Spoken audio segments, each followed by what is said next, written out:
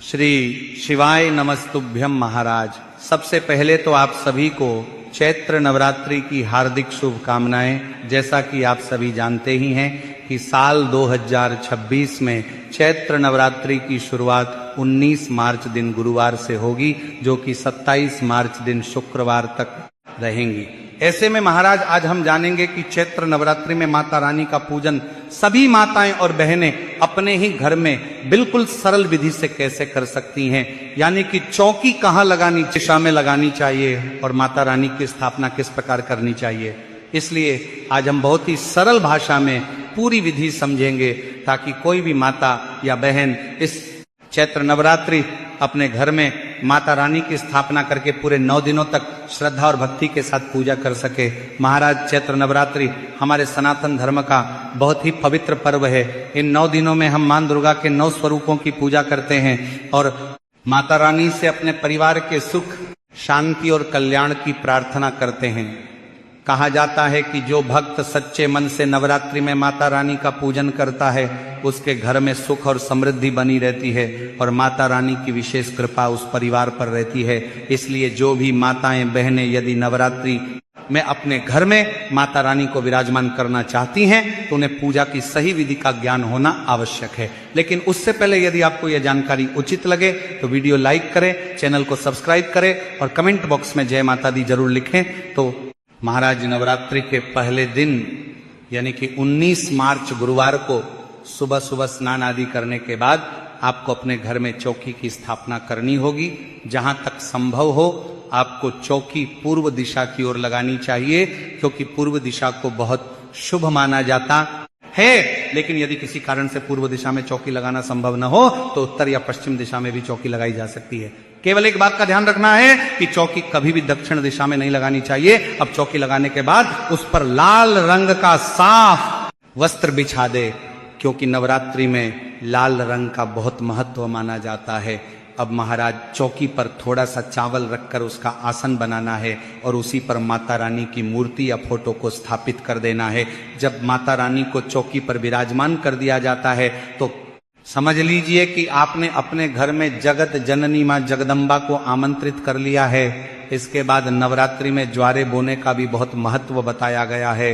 इसलिए यदि संभव हो तो ज्वारे अवश्य बोने चाहिए। ज्वारे बोने के लिए आप एक साफ थाली या मिट्टी का कुंडा ले सकते हैं। उसमें थोड़ी सी मिट्टी डालकर जौ के दाने बो दिए जाते हैं और उसी मिट्टी में जौ उगते हैं, जिन्हें ज्वारे कहा जाता है। यह माता रानी की कृपा और समृद्धि का प्रतीक माने जाते हैं। अब महाराज ज्वारे बोने के बाद कलश स्थापना की जाती है। कलश स्थापना के लिए मिट्टी का, तांबे का या पीतल का कलश लिया जा सकता है। यदि कलश उपलब्ध न हो तो घर का साफ लोटा भी उपयोग किया जा सकता है। सबसे पहले कलश के कंठ पर मोली बांधी जाती है और उसके ऊपर रोली से स्वास्तिक का चिन्ह बनाया जाता है। इसके बाद कलश को शुद्ध जल से भर दिया जाता है और उसमें हल्दी, सुपारी, सिक्का, थोड़े चावल और फूल डाल दिए जाते हैं। फिर कलश के मुंह पर आम के पत्ते लगाए जाते हैं, जिन्हें पंच पल्लव कहा जाता है। इसके ऊपर एक छोटी कटोरी रखकर उसमें चावल भर दिए जाते हैं और उसके ऊपर मोली से बंधा हुआ नारियल रख दिया जाता है। यदि नारियल खड़ा रखा जाए तो उसका मुख ऊपर की ओर होना चाहिए और यदि लेटा कर रखा जाए तो उसका मुख पूजा करने वाले की ओर होना चाहिए। इसके बाद थोड़ा सा चावल रखकर भगवान गणेश जी को भी चौकी पर विराजमान किया जाता है, क्योंकि किसी भी शुभ कार्य की शुरुआत भगवान गणेश के पूजन ये कार्य से ही होती है। अब चौकी की स्थापना पूरी हो जाती है। इसके बाद चौकी के सामने देसी घी का दीपक जलाया जाता है। यदि संभव हो तो अखंड दीपक भी जलाया जा सकता है, जो पूरे 9 दिनों तक लगातार जलता रहता है। लेकिन यदि ऐसा संभव न हो तो रोज सुबह और शाम दीपक जलाना भी पर्याप्त होता है। अब महाराज दीपक जलाने के बाद माता रानी के सामने हाथ जोड़कर संकल्प लिया जाता है।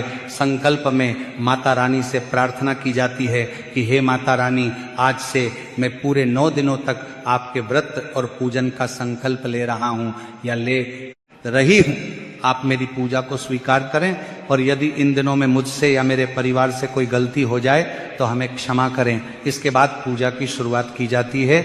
सबसे पहले भाव रूप में जल के छींटे देकर माता रानी गणेश जी और कलश को स्नान कराया जाता है। इसके बाद गणेश जी को जनेऊ और मोली समर्पित की जाती है और माता रानी को लाल रंग की चुनरी ओढ़ाई जाती है। यदि चाहें तो कलश पर भी चुनरी बांधी जा सकती है। इसके बाद रोली से तिलक लगाया जाता है। गणेश जी, माता रानी, कलश, नारियल, ज्वारे और दीपक सभी को रोली से तिलक लगाया जाता है। फिर फूल समर्पित किए जाते हैं। यदि फूलों की माला हो तो माला चढ़ाई जा सकती है और यदि केवल फूल हो तो फूल भी चढ़ाए जा सकते हैं। इसके बाद माता रानी को श्रृंगार का सामान अर्पित किया जाता है। माता रानी को 16 श्रृंगार चढ़ाना बहुत शुभ माना जाता है। लेकिन यदि सभी चीजें उपलब्ध न हो तो श्रद्धा के अनुसार जितना संभव हो उतना श्रृंगार समर्पित किया जा सकता है। इसके बाद माता रानी को भोग समर्पित किया जाता है। स्थापना के दिन यदि संभव हो तो पान का भोग अवश्य चढ़ाना चाहिए। यदि मीठा पान उपलब्ध हो तो मीठा पान चढ़ाया जा सकता है और यदि न हो तो पान के पत्ते पर पतासा, सुपारी, लौंग और इलायची रखकर भी भोग समर्पित किया जा सकता है। इसके साथ पतासा या मिश्री का भोग भी चढ़ाया जाता है और फल या पंचमेवा भी अर्पित किया जा सकता है। इसके बाद थोड़ा सा जल समर्पित करके माता रानी से भोग ग्रहण करने की प्रार्थना की जाती है। इसके बाद जो भी पाठ करना हो, जैसे दुर्गा चालीसा, दुर्गा सप्तशती या नवरात्रि की कथा, वह किया जा सकता है। अब महाराज बात करते हैं हवन कि नवरात्रि के दिनों में हवन का बहुत बड़ा महत्व बताया गया है। कहा जाता है कि जब हम अग्नि में आहुति देते हैं तो वह सीधे देवताओं तक पहुंचती है। इसलिए यदि संभव हो तो नवरात्रि में हवन अवश्य करना चाहिए। हवन करने के लिए सबसे पहले हमें अग्नि तैयार करनी होती है। इसके लिए आप गाय के गोबर से बने हुए उपले का उपयोग कर सकते हैं। ये उपले आपको बहुत आसानी से बाजार में मिल जाते हैं। जहां पूजा का सामान मिलता है वहीं पर यह भी मिल जाते हैं। एक उपला लेकर उसे जला दीजिए और जब वो अच्छे से जलने लगे तो उसमें थोड़ा सा कपूर डाल दीजिए ताकि अग्नि अच्छी तरह प्रज्वलित हो जाए। अब जब अग्नि तैयार हो जाती है तो हवन शुरू किया जाता है। सबसे पहले हम देसी घी की आहुति देते हैं। देसी घी की 2 आहुतियां अग्नि में समर्पित की जाती हैं। इसके बाद लौंग की आहुति दी जाती है। लेकिन यहां एक बात का ध्यान रखना चाहिए कि लौंग हमेशा जोड़े में समर्पित की जाती है। इसका अर्थ है कि 2 लौंग एक साथ अग्नि में डाली जाती हैं और ये लौंग पूरी होनी चाहिए, टूटी हुई नहीं होनी चाहिए। सबसे पहले 2 लौंग का एक जोड़ा अग्नि में समर्पित कीजिए और फिर 2 लौंग का दूसरा जोड़ा समर्पित कीजिए। इसके बाद जो भोग माता रानी को चढ़ाया गया है उसका थोड़ा सा भाग अग्नि में समर्पित किया जाता है। जैसे यदि पतासा चढ़ाया है तो पतासे का थोड़ा सा भाग अग्नि में डाल दिया जाता है। यदि मिश्री चढ़ाई है तो मिश्री भी समर्पित की जा सकती है। यदि पंचमेवा चढ़ाया है तो उसमें से थोड़ा सा भाग अग्नि में अर्पित किया जा सकता है।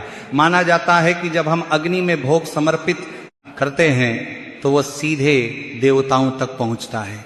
इसके बाद महाराज जो पान माता रानी को चढ़ाया गया था उसका एक बीड़ा बनाया जाता है। पान के पत्ते को मोड़कर उसके ऊपर एक लौंग लगा दी जाती है और फिर उस पान के बीड़े को भी अग्नि में समर्पित कर दिया जाता है। इसके बाद थोड़ा सा कपूर डाल दिया जाता है ताकि अग्नि अच्छी तरह से प्रज्वलित हो जाए। इस प्रकार हवन की प्रक्रिया पूरी हो जाती है। हवन पूर्ण होने के बाद हम अपने हाथ में थोड़ा सा जल लेते हैं और उस जल को हवन के ऊपर से वार देते हैं। इसका अर्थ यह होता है कि हमारा हवन पूर्ण हो गया है। इसके बाद माता रानी को धूप और दीप दिखाया जाता है। धूप से वातावरण पवित्र होता है और दीपक भगवान के सामने प्रकाश का प्रतीक होता है, इसलिए यह बहुत शुभ माना जाता है। इसके बाद दक्षिणा समर्पित की जाती है। आगे बात, नवरात्रि की पूजा में दक्षिणा देना भी बहुत शुभ माना जाता है। दक्षिणा आप नवरात्रि में किसी भी दिन समर्पित कर सकते हैं। आप चाहे तो पहले दिन समर्पित कर दीजिए या फिर अष्टमी या नवमी के दिन कन्या पूजन के समय भी दक्षिणा समर्पित कर सकते हैं। लेकिन एक बार दक्षिणा अवश्य देनी चाहिए। अब महाराज इसके बाद पूजा का सबसे महत्वपूर्ण भाग किया जाता है और वह है आरती। आरती के बिना पूजा पूर्ण नहीं मानी जाती, इसलिए बहुत ही श्रद्धा और प्रेम के साथ आरती करनी चाहिए।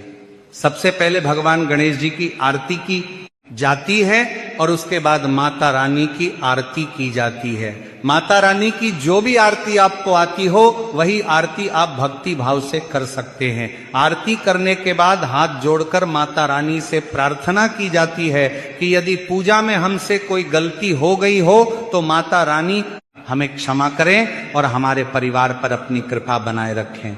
इसके बाद जो जल का लोटा पूजा में रखा गया था उसे सूर्य देव को अर्घ्य के रूप में अर्पित कर दिया जाता है। सूर्य देव को जल अर्पित करना भी बहुत शुभ माना जाता है। इसके बाद जो भोग और प्रसाद माता रानी को चढ़ाया गया था उसे घर के सभी सदस्यों में प्रसाद के रूप में बांट दिया जाता है।